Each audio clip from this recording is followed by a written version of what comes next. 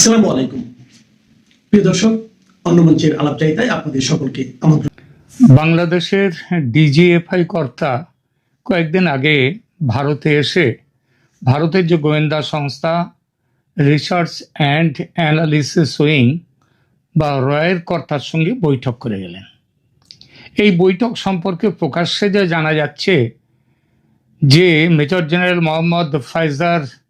মোহাম্মদ কায়সার রশিদ চৌধুরী, যিনি ফেব্রুয়ারির শেষ দিকে ডিজিএফআই প্রধান হয়েছেন, তারেক রহমান সরকার যাকে নিযুক্ত করেছেন, তিনি মার্চের শুরুতে একদম নীরবে নয়াদিল্লি এসে রয়ের প্রধান পরাগ জৈন ও ভারতের director general of military intelligence lieutenant general RS. রমনের সঙ্গে বৈঠক করে গেছেন। হিন্দুস্তান টাইমস তাদের রিপোর্ট যা, সেই অনুযায়ী তিনি ভারতের জাতীয় নিরাপত্তা উপদেষ্টা অজিত ডোভালের সঙ্গেও কথা বলে গেছেন এবং একটা নিরাপত্তা কনক্লেভে তিনি অংশ নিয়েছেন। তবে এই সফর বা বৈঠক নিয়ে ভারতের পক্ষ থেকে কোনো সরকারি রিড আউট, মানে কি আলোচ্য বিষয় আলোচনা হয়েছে সে সম্পর্কে কোনো রিড আউট প্রকাশ করা হয়নি।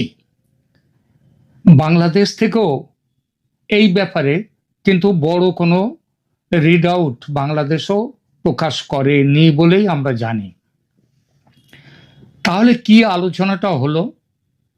দ্য ট্রিবিউন, ভারতের পত্রিকা দ্য ট্রিবিউন ও হিন্দুস্তান টাইমস, এই দুই পত্রিকার, আন্তর্জাতিক মানের পত্রিকা, এই দুই পত্রিকার রিপোর্টে বলা হয়েছে মূল বোঝাপড়া ছিল যেন কোনো দেশের ভূখণ্ড এমন ব্যক্তি বা গোষ্ঠী ব্যবহার করতে না পারে যাদের কার্যকলাপ অন্য দেশের স্বার্থের জন্য বৈরী। মানে এটা যেমন ভারতেও এমন কোনো সংগঠন তৈরি হবে না যারা বাংলাদেশের বিরুদ্ধে, আবার বাংলাদেশেও এমন কোনো সংগঠনের কাজ করতে পারবে না যারা ভারতের বিরুদ্ধে।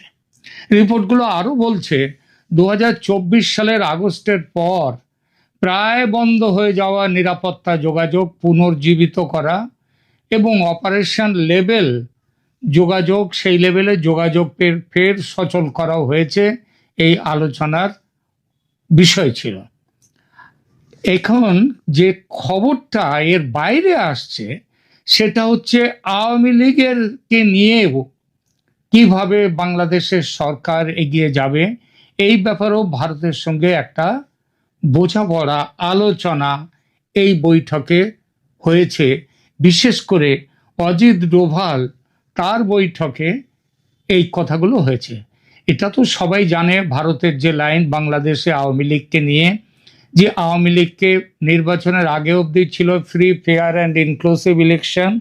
তাতে ইনক্লুসিভ ইলেকশন মানে সেখানে আওয়ামী লীগও যাতে অংশ নিতে পায়, কিন্তু নির্বাচন তো হয়ে গেছে, সেই নির্বাচনের ফলের উপর নতুন সরকার ক্ষমতা গ্রহণ করেছে। সুতরাং এখন নির্বাচন নয়, এখন হচ্ছে আওয়ামী লীগ যাতে রাজনৈতিকভাবে মাঠে নামতে পারে, তাদের ফ্রি এবং একটা প্লেয়িং ফিল্ড যাতে তারা পায়, অর্থাৎ সহজ কথায় তাদের ওপর থেকে কিভাবে নিষেধাজ্ঞা তুলে নিয়ে তাদেরকে পুনর্বাসন দেওয়া যাবে আওয়ামী লীগকে বাংলাদেশে, এই বিষয়টা নিয়েও কথা হয়েছে। এবং এই কথার ভেতরেও কিন্তু রয়েছে দুই দেশের স্বার্থ সংশ্লিষ্ট যে নিরাপত্তাজনিত যে কথাবার্তা, তার মধ্যে কিন্তু এটা কেন, তার কারণ হচ্ছে ওখানে যদি আওয়ামী লীগের মতো একটি ধর্মনিরপেক্ষ শক্তি রাজনীতিতে থাকলে, ওখানে যে ধর্মীয় শক্তিগুলো যারা মাথা ছাড়া দিয়ে উঠেছে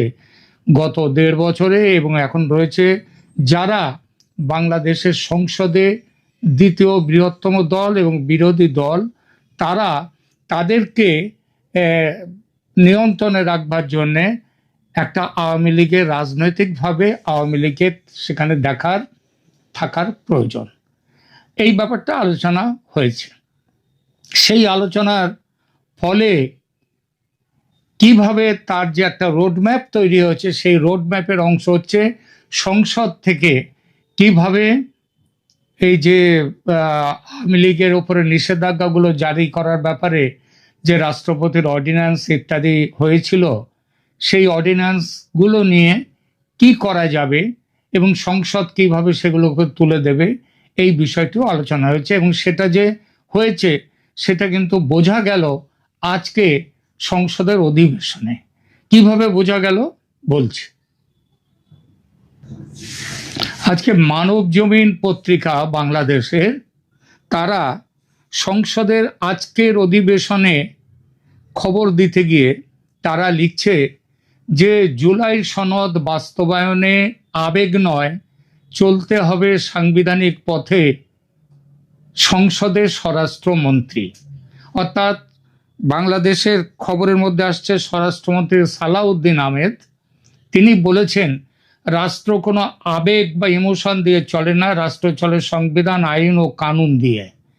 সরকার ঐতিহাসিক জুলাই জাতীয় সনদ বাস্তবায়ন করবে, বাস্তবায়নে প্রতিশ্রুতিবদ্ধ, তবে তা কোনো অবৈধ বা আরোপিত আদেশের মাধ্যমে নয়, বরং সাংবিধানিক ও আইনগত প্রক্রিয়ার মাধ্যমে বাস্তবায়ন করতে হবে। এই যে কথাটা আপাতভাবে মনে হচ্ছে যে তিনি সরকারের যে ধারণা এখন এই জুলাই সনদ বাস্তবায়ন এবং সংস্কার পরিষদ নিয়ে, সেই প্রসঙ্গে কথা বলতে গিয়ে এটা বলেছেন। সেখানে আজকে জাতীয় সংসদে অনির্ধারিত এক আলোচনায় অংশ নিয়ে তিনি সালাউদ্দিন সাহেব এই কথাগুলো বলেন। এর আগে সংসদে বিরোধী দলীয় নেতা ডক্টর শফিকুর রহমান জুলাই সনদ করার বিষয়ে সংসদে বক্তব্য রাখতে যান এবং সেই বক্তব্য তিনি যখন রাখেন তখন স্পিকার বলেন, এটা এখন আলোচনার বিষয় নয়, আপনার পরে আলোচনা করার, আপনি এই বিষয়ে আলোচনা করতে পারবেন, সেটা পরের ব্যাপারে এখন আলোচনা করবেন না। তারপরে ডক্টর শফিকুর রহমান আর এগোননি বিষয়টা নিয়ে, এবং এরই পরিপ্রেক্ষিতে স্বরাষ্ট্রমন্ত্রী এই কথাগুলো বলেন। তিনি আরও কি বলেছেন, মানব জমিন রিপোর্ট দিচ্ছে। বক্তব্যের শুরুতে স্বরাষ্ট্রমন্ত্রী সংসদীয় রীতিনীতি স্মরণ করিয়ে দিয়ে বলেন, জরুরি জনগুরুত্বপূর্ণ বিষয়ে কোনো মুলতবি প্রস্তাব বা সংক্ষিপ্ত আলোচনা আনতে হলে কার্যপ্রণালী বিধির ৬২ বা ৬৮ ধারা অনুযায়ী নোটিশ দেওয়ার বিধান রয়েছে।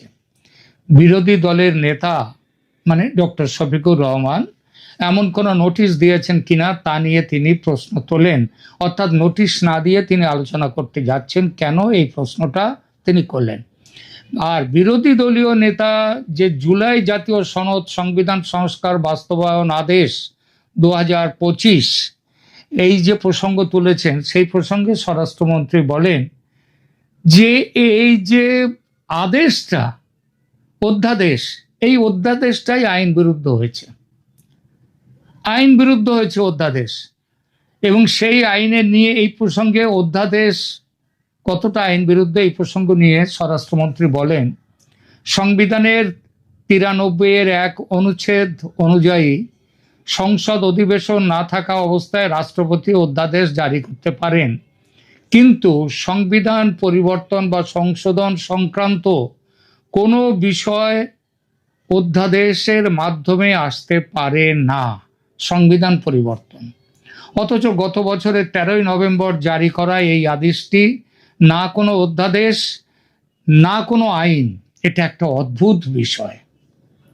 অর্থাৎ সংবিধান সংস্কার পরিষদ নিয়ে তিনি তার বক্তব্য আরো পরিষ্কার করে তিনি বলেন, এই আদেশের ওপর ভিত্তি করে সংবিধান সংস্কার পরিষদের সদস্যদের শপথ নেয়া, যেটা এনসিপি এবং জামাত সদস্যরা যে শপথ নিয়েছেন, সেই শপথটা এবং রাষ্ট্রপতির কাছে অধিবেশন আহ্বানের দাবি জানানো, এটা হচ্ছে অসাংবিধানিক। তিনি আরো কিছু বলেছেন, সালাউদ্দিন আহমেদ সাহেব বলেছেন যে জুলাই সনদের রাজনৈতিক সমঝোতার অংশ ছিল না, এর ৪টি ভিন্ন প্রশ্নের জন্য একটিমাত্র হ্যাঁ বা না ভোট দেওয়ার সুযোগ রাখা ছিল, যা কখনো যৌক্তিক নয়। তিনি এই প্রসঙ্গ নিয়ে কথা বলতে গিয়ে আরো বলেছেন যে প্রথম দিনেই, সংসদের প্রথম দিনে ১১ তারিখ, গত ১১ই মার্চ, সংসদে ১৩৩টি অধ্যাদেশ উত্থাপিত হয়েছে এবং আগামী 30 দিনের মধ্যে এসব অধ্যাদেশের ফয়সালা করতে হবে। সামনে দীর্ঘ ছুটি রয়েছে, তাই এই অধিবেশনে হয়তো সময় পাওয়া যাবে না, অর্থাৎ এই অধিবেশনে অধ্যাদেশ নিয়ে আলোচনা হবে না। সরকারের প্ল্যানটা তাহলে কি আছে? সরকারের প্ল্যান পরিষ্কার যে 30 দিন এই অধিবেশন নয়, পরের অধিবেশনে তোলা হবে। ইতিমধ্যে 30 দিন সময়টা এগিয়ে যাবে এবং এগিয়ে গেলে তারপরে এই সম্পর্কে আলোচনা হবে, পাস করতে হবে সংসদে। এই পাস করতে গিয়ে ওই সংবিধান সংস্কার পরিষদের অধ্যাদেশ তো পাস হবেই না, তার কথাতেই আজকে বোঝা গেছে। আর এই সম্পর্কে বোঝা গেছে যে এই অধ্যাদেশগুলোর মধ্যে একটা 133টা অধ্যাদেশ, এটা অলরেডি সংসদে আলোচ্য বিষয় তুলে দেওয়া হয়ে গেছে। পাস না করতে পারলে সব বাতিল। আর এই বাতিলগুলোর, এই অধ্যাদেশগুলোর মধ্যে রয়েছে আওয়ামী লীগের ওপরে নিষেধাজ্ঞা সংক্রান্ত অধ্যাদেশ, সেটাও বাতিল হবে। এর মধ্যে রয়েছে যে আইসিটি ইন্টারন্যাশনাল ক্রাইম ট্রাইব্যুনাল গঠন, তার অধ্যাদেশ, সেটাও সম্ভবত বাতিল হবে পুরোপুরি। কারণ এটা বলা হয়েছে যে 1972 সেই পুরনো ক্রাইম ট্রাইব্যুনালটাকে নিয়ে এসে নতুন করে তার মধ্যে জুলাইয়ের গণ আন্দোলনকে নিয়ে আসা, এটার বিরুদ্ধে সরকার আলাদাভাবে এই জুলাই অধ্যাদেশের, এই জুলাই বিপ্লব বা অভ্যুত্থানের সময় যে ঘটনাগুলো ঘটেছে, মৃত্যু হয়েছে, তাদের সবার আলাদাভাবে বিচার করতে সরকার প্রতিশ্রুতিবদ্ধ, সরকার সেটা করবে। ফলে আজকে যেটা পরিস্থিতি দেখা যাচ্ছে যে পরিষ্কার একটা রোড ম্যাপ দেখা যাচ্ছে। অধ্যাদেশ বাতিল, আওয়ামী লীগের উপর থেকে নিষেধাজ্ঞা বাতিল হয়ে যাবে, আওয়ামী লীগ মাঠের রাজনীতিতে ফিরতে পারবে। মনে হচ্ছে যে দিল্লিতে ডিজিএফআই বৈঠকের ইত্যাদিতে অন্যান্য আলোচনার মধ্যে, কারণ একটা জিনিস দেখুন, অজিত ডোভাল ভারতের নিরাপত্তা, জাতীয় নিরাপত্তা উপদেষ্টা, তার সঙ্গেও মিটিং করেছেন ডিজিএফআই কর্তা। বাংলাদেশের টোটাল রাজনৈতিক পরিস্থিতি নিয়ে আলোচনা হয়েছে, সেইটাই স্বাভাবিক। এর ফলে আমাদের যে খবর পাচ্ছি সমস্ত দিক দিয়ে, যেমন নয়াদিল্লির সাউথ ব্লক থেকে, তেমনি আরও বিভিন্ন সূত্র থেকে যে খবর পাওয়া যাচ্ছে, আওয়ামী লীগ সামনের 30 দিন, 11 তারিখের পরে সামনের মাসের 11 তারিখ, এপ্রিলের 11 তারিখ, তারপরে আওয়ামী লীগের উপর থেকে নিষেধাজ্ঞা উঠে যাচ্ছে। কারণ অধ্যাদেশ বাতিল হয়ে যাবে। আওয়ামী লীগের নিষেধাজ্ঞা সংক্রান্ত যে সমস্ত অধ্যাদেশ এসছে এবং আরও অন্যান্য ব্যাপারগুলো, আওয়ামী লীগ আবার তার মানে রাজনীতিতে চলে আসছে এপ্রিলেই।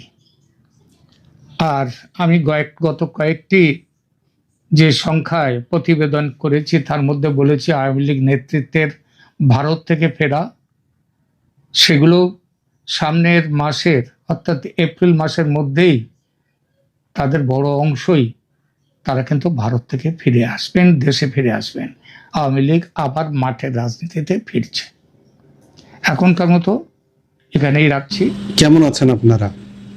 কেমন বুঝছেন দেশ কেমন চলছে?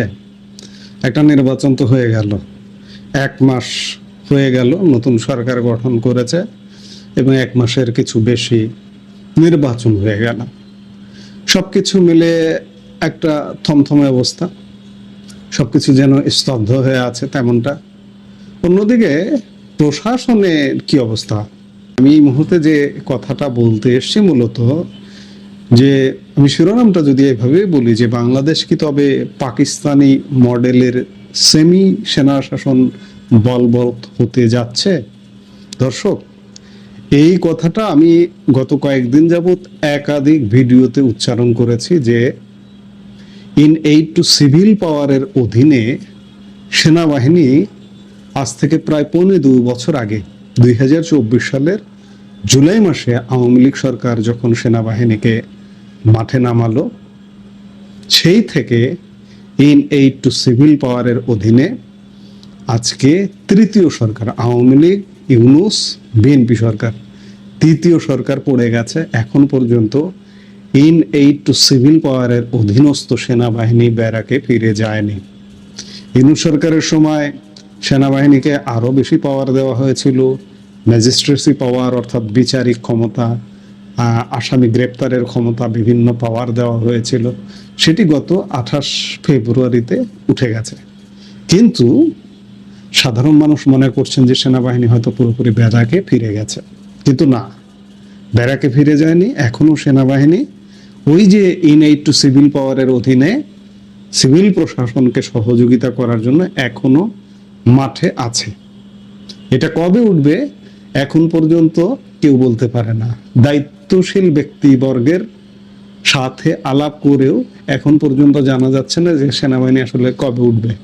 সেনাপ্রধান জেনারেল ওয়াকারুজ্জামান নির্বাচনের আগেই বলেছিল যে নতুন সরকার গঠিত হলে সেনাবাহিনী উঠে ব্যারাকে ফিরে যাবে, কিন্তু সত্যিকার অর্থে 1 মাস হতে চললো, সেনাবাহিনী কিন্তু উঠে যাচ্ছে না। এই জন্যই প্রশ্নটা আসছে যে বাংলাদেশ কি তবে পাকিস্তানি মডেলের সেমি সেনা শাসনের দিকে যাচ্ছে বা সেনা শাসন বলবৎ হচ্ছে? কেন পাকিস্তানের সাথে তুলনা করা হচ্ছে সেটি একটু আমরা দেখে নিই। যে পাকিস্তান প্রসঙ্গটা নিয়ে যদি সেনাবাহিনী সেখানে কিভাবে কি করে, ইন এইড টু সিভিল পাওয়ারে কিভাবে কাজ করে। এখন যদি আপনি প্রশ্ন করেন যে পাকিস্তানে কি সেনাবাহিনী ব্যারাকের বাইরে দায়িত্ব পালন করে, উত্তর হলো হ্যাঁ। পাকিস্তানে ইন এইড টু সিভিল পাওয়ার একটি অতি পরিচিত ধারণা। পাকিস্তান সংবিধানের 245 অনুচ্ছেদে স্পষ্টভাবে বলা আছে যে কেন্দ্রীয় সরকার যদি মনে করে তারা সশস্ত্র বাহিনীকে বেসামরিক কর্তৃপক্ষকে সহায়তার জন্য তলব করবে, তাহলে তারা তলব করতে পারে। সেখানে সন্ত্রাসবাদ দমন থেকে শুরু করে প্রাকৃতিক দুর্যোগ সর্বক্ষেত্রেই সেনাবাহিনী অফিসিয়াল ইনভলভমেন্ট রাখে। পাকিস্তানের এই ধারাটি মূলত সেনাবাহিনীকে বেসামরিক প্রশাসনের সমান্তরালে কাজ করার সাংবিধানিক বৈধতা দেয়, যা অনেক সময় সে দেশে হাইব্রিড রেজিম বা পরোক্ষ সামরিক প্রভাবের পথ প্রশস্ত করে। এখন প্রশ্ন হচ্ছে যে বাংলাদেশেও কি এমনটা কন্টিনিউ হতে যাচ্ছে? বাংলাদেশের সংবিধানে কত নম্বর ধারার মাধ্যমে এটা করা যায়? বাংলাদেশে সরাসরি ইন এইড টু সিভিল পাওয়ার কথাটি সাংবিধানিকভাবে লেখা না থাকলেও এর কার্যকারিতা আসে সংবিধানের 129 নম্বর অনুচ্ছেদের স্পিরিট এবং বিশেষ করে ফৌজদারি কার্যবিধির 129 থেকে 131 ধারা অনুযায়ী। সরকার যখন মনে করে আইন শৃঙ্খলা রক্ষা বা জননিরাপত্তার জন্য বেসামরিক পুলিশ বাহিনী যথেষ্ট নয়, তখন তারা সেনাবাহিনীকে তলব করে। যে তলবটা করা হয়েছিল 2024 জুলাই মাসে এবং আওয়ামী লীগ সরকার সেটি তলব করেছিল এবং সেই তলব বন্ধ হচ্ছে না, এখনো পর্যন্ত সেনাবাহিনী কন্টিনিউ করছে। বাংলাদেশের সংবিধানে সরাসরি মার্শাল ল বা সামরিক শাসনের কোনো স্থান নেই, কিন্তু সংবিধানের ধারাবাহিকতা রক্ষা করে নির্বাহী আদেশে সেনাবাহিনীকে ম্যাজিস্ট্রেসি পাওয়ার বা বিচারিক ক্ষমতা দিয়ে মাঠে রাখা হয়, যেটি ইউনূস সরকারের আমলে 2 মাস করে মাঠে রাখা হয়েছিল। এখন ম্যাজিস্ট্রেসি পাওয়ার না থাকলেও সেনাবাহিনী মাঠে আছে এখনো পর্যন্ত। এবার আমরা একটু পেছনের দিকে চোখ বোলাই। জুলাই 2024 তথাকথিত ছাত্র জনতার সেই সময় আন্দোলন, এবং আন্দোলন না বলে এটাকে যদি বলেন সন্ত্রাসী কর্মকাণ্ড, সহিংসতা, সেই সময় তৎকালীন আওয়ামী লীগ সরকার in aid to civil power বা বেসামরিক প্রশাসনকে সহায়তায় সেনাবাহিনী মোতায়েন করেছিল। কিন্তু সেনাবাহিনীও ইতিহাস ভিন্ন দিকে ঘুরিয়ে দিয়েছে। সেনাবাহিনী মোতায়েন থাকা অবস্থাতেই 5ই আগস্ট আওয়ামী লীগ সরকারের পতন ঘটে। এরপর আসে ডক্টর ইউনূসের নেতৃত্বাধীন ইতিহাসের জঘন্যতম, ইতিহাসের বিতর্কিততম অন্তর্বর্তীকালীন সরকার। পুরো সময়টাতেই সেনাবাহিনী মোতায়েন ছিল। শুধু তাই নয়, সেনাবাহিনীকে বিশেষ ম্যাজিস্ট্রেসি ক্ষমতা দেওয়া হয়েছিল, অর্থাৎ সেনা কর্মকর্তারা নির্দিষ্ট অপরাধে গ্রেপ্তার এবং বিচারিক কিছু ক্ষমতা প্রয়োগ করতে পারতেন। এখন প্রশ্ন হলো যে একটি নির্বাচনের মাধ্যমে বিএনপি ক্ষমতায় এলেও সেনাবাহিনী এখনো কেন ব্যারাকে যাচ্ছে না, কেন তারা মাঠেই আছে? এখানেই জন্ম নিচ্ছে সেই বিতর্কিত প্রশ্ন, বাংলাদেশ কি তবে পাকিস্তানি মডেলের সেমি সেনা শাসনের দিকে এগোচ্ছে? পাকিস্তানি মডেলে সেনাবাহিনী রাষ্ট্রের পলিসি মেকিং বা নীতি নির্ধারণে সরাসরি হস্তক্ষেপ করে। বাংলাদেশে বর্তমানে যা ঘটছে তাকে সরাসরি সেমি সেনা শাসন বলাটা বা বলা যাবে নাকি বলা যাবে না, সেটি একটি প্রশ্ন। পুলিশ বাহিনী যখন রাজনৈতিক কারণে ভেঙে পড়েছিল তখন সেনাবাহিনী ছিল একমাত্র আস্থার প্রতীক। নির্বাচন পরবর্তী সময়ে আইন শৃঙ্খলা পরিস্থিতির সম্পূর্ণ স্থিতিশীলতা নিশ্চিত করতে হয়তো নির্বাচিত সরকারও সেনাবাহিনীকে পাশে রাখা জরুরি মনে করছে। কিন্তু উদ্বেগের বিষয় হলো, বেসামরিক প্রশাসন যদি দীর্ঘ সময় সেনাবাহিনীর ওপর নির্ভরশীল হয়ে পড়ে তবে আমলাতন্ত্র ও পুলিশের কার্যকারিতা কমে যায়। এতে করে অলক্ষ্যেই রাষ্ট্র ব্যবস্থায় সেনাবাহিনীর প্রভাব পাকাপোক্ত হয়, যা পাকিস্তানের ক্ষেত্রে আমরা দেখেছি। আজকে কি আমাদের এই বাংলাদেশের ক্ষেত্রেও সেটি ঘটতে যাচ্ছে কিনা আমি সন্দিহান, আমার মনে প্রশ্ন যাচ্ছে। আমি এটি নিয়ে গত কয়েকদিন যাবৎ বিভিন্ন ভিডিওতে অন্য সাবজেক্টের সাথে এটা কিন্তু উল্লেখ করেছে। কি ঘটতে যাচ্ছে আপনি কি মনে করছেন? যদি নির্বাচিত সরকার ক্ষমতায় আসার পরও সেনাবাহিনী ম্যাজিস্ট্রেসি পাওয়ার নিয়ে মাঠে থাকে তবে গণতন্ত্রের যে পূর্ণাঙ্গ রূপ সেখানে সিভিল প্রশাসন সর্বেসর্বা তা কিছুটা ম্লান হয়। যদিও ম্যাজিস্ট্রেসি পাওয়ার নেই কিন্তু সেনাবাহিনী এখনো পর্যন্ত মাঠে আছে। ইন এইড টু সিভিল পাওয়ার একটি অস্থায়ী ব্যবস্থা হওয়ার কথা ছিল, কিন্তু বাংলাদেশের রাজনৈতিক সংকট এবং প্রতিষ্ঠানগুলোর দুর্বলতার কারণে এটি এখন দীর্ঘমেয়াদী রূপ নিচ্ছে। দীর্ঘ কতটা একবার চিন্তা করুন, প্রায় 2.25 বছর হতে চলল এবং 3টি সরকার চলছে। আওয়ামী লীগ সরকার মোতায়েন করেছে, ইউনূস সরকারের আমলে চলেছে, এখন বিএনপি সরকারেরও 1 মাস হয়ে গেল, এখনো সেনাবাহিনী মোতায়েন আছে। পাকিস্তান মডেলের ছায়া কি আমাদের ওপর পড়ছে? স্বাভাবিকভাবেই প্রশ্ন আসছে। এটি নির্ভর করবে আগামী কয়েক মাসে নির্বাচিত সরকার কিভাবে সিভিল প্রশাসনকে ঢেলে সাজায় তার ওপর। সেনাবাহিনীকে বাংলাদেশের গর্ব বলা হয়, কিন্তু সেনাবাহিনী বাংলাদেশের দুই প্রেসিডেন্টকে হত্যা করেছে। সেনাবাহিনী অভ্যুত্থান করে ক্ষমতা পরিবর্তন করেছে, নির্বাচিত সরকারকে হুটিয়ে দিয়েছে। এত সব কলঙ্ক, তারপরেও অবশ্য সব সেনাবাহিনীর পুরো অংশকে এই কলঙ্কের দায়ী করা যাবে না। সীমিত অংশ, বিপদগামী অংশরাই এই কাজগুলো করে। দুই প্রেসিডেন্টকে হত্যা করা এবং নির্বাচিত সরকার, আমি যদি সর্বশেষ বলি শেখ হাসিনা সরকারকে হটিয়ে দেওয়া, এগুলো আসলে বিপদগামী সেনাবাহিনীর একটি অংশের প্ররোচনায় এই ঘটনাগুলো ঘটে থাকে। একটি সুস্থ গণতন্ত্রের জন্য তাদের ব্যারাকে থাকা এবং সিভিল প্রশাসনে দক্ষ হওয়া অপরিহার্য। দর্শক, আমি শুরুতেই বলছিলাম যে কেমন বুঝছেন বাংলাদেশ এই মুহূর্তে কেমন চলছে। চারিদিকে একটা নীরব নিস্তব্ধতা, বাংলাদেশ মনে হয় সবকিছু ঠান্ডা হয়ে গেল, কিন্তু না। আপনার কাছে কি মনে হচ্ছে? বাংলাদেশে কি সেনাবাহিনীর এই উপস্থিতি শান্তি বজায় রাখার জন্য জরুরি, নাকি এটি দীর্ঘমেয়াদী গণতন্ত্রের জন্য হুমকি হতে পারে? আপনার মতামত কমেন্টে জানান। আমি ভাবছি, আপনিও ভাবুন যে সেনাবাহিনী এখনো কেন মাঠে। সেনাবাহিনীর কাজ তো ব্যারাকের বাইরে থাকা নয়, ক্যান্টনমেন্টের বাইরে থাকা নয়, এবং স্বাভাবিক আইন শৃঙ্খলা রক্ষা করা সেনাবাহিনীর কাজ নয়। সেনাবাহিনীর কাজ যুদ্ধ গবেষণা করা, সেনাবাহিনীর কাজ স্বাধীনতা সার্বভৌমত্ব রক্ষা করা, তাদের নিয়মিত প্রশিক্ষণ নেওয়া, ট্রেনিং করা, এগুলো কাজ। কিন্তু সেগুলো বাদ দিয়ে মাঠে আছে সেনাবাহিনী। 30,000 সৈন্য, 30,000 করে সৈন্য রোস্টার ডিউটি করে। 31,000 নামে, আর 31,000 ওঠে, আবার নামে, এইভাবে চলছে গত 2.25 বছর। আর কত? সেনাবাহিনীকে মাঠ থেকে উঠতে হবে। আমরা বাংলাদেশকে পাকিস্তানিকরণ চাই না। এখন দেখার বিষয় সামনের দিনগুলোতে কি হচ্ছে। বাংলাদেশে কি আসলে পাকিস্তানি মডেলের সেমি সেনা শাসন হচ্ছে কিনা সেটি দেখতে হলে ঈদের পরের পরিস্থিতিটা আমাদের দেখতে হবে। আমরা নিশ্চয়ই দেখব। এই মুহূর্তে এ পর্যন্ত।